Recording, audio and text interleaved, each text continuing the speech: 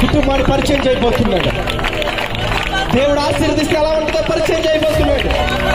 దేవుడు దీవిస్తే ఎలా ఉంటుందో పరిచయం చేయబోతున్నాడు. దేవుడు నిలబడితే ఎలా ఉంటుందో పరిచయం చేయబోతున్నాడు. దేవుడు ఎన్నుకుంటే ఎలా ఉంటుందో పరిచయం చేయబోతున్నాడు. దేవుడు ప్రణాళిక ఉన్న వ్యక్తులు నిలబడితే ఎలా ఉంటుందో పరిచయం చేయబోతున్నాడు.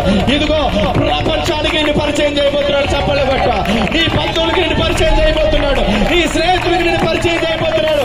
నీ మండలానికి నిన్ను పరిచయం చేయబోతున్నాడు. నా దేవుడి దేశానికి నిన్ను పరిచయం చేయబోతున్నాడు.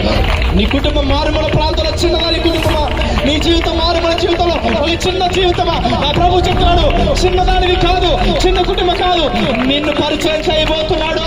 రాసి పెట్టుకోండి, నిన్ను పరిచయం చేయబోతున్నాడు. ఒక నూతన వ్యక్తిగా పరిచయం చేయబోతున్నాడు. నా ప్రభు అన్నాడు, నేను యుద్ధం చేస్తే ఎలా ఉంటుందో చూపించబోతున్నాను. నేను నీ పక్షాన్ని నిలబడితే ఎలా ఉంటుందో చూపించబోతున్నాను. నీ తల పైకెత్తితే ఎలా ఉంటుందో నేను చూపించబోతున్నాను.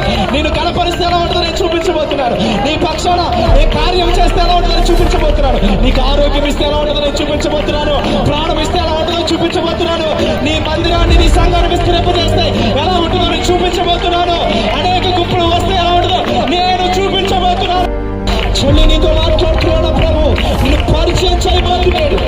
దేవుడు అభిషేకం ఎలా ఉంటుందో నీ బంధువునికి పరిచయం చేయబోతున్నాడు. నీ అన్యుల ప్రాంతంలో నిన్ను పరిచయం చేయబోతున్నాడు. అన్య జనులకి ఒక వెలుగుగా నిన్ను చేయబోతున్నాడు. ఒక పేద పిల్లని ప్రపంచానికి పరిచయం చేయబోతున్నాడు. ఒక పేద కుటుంబాన్ని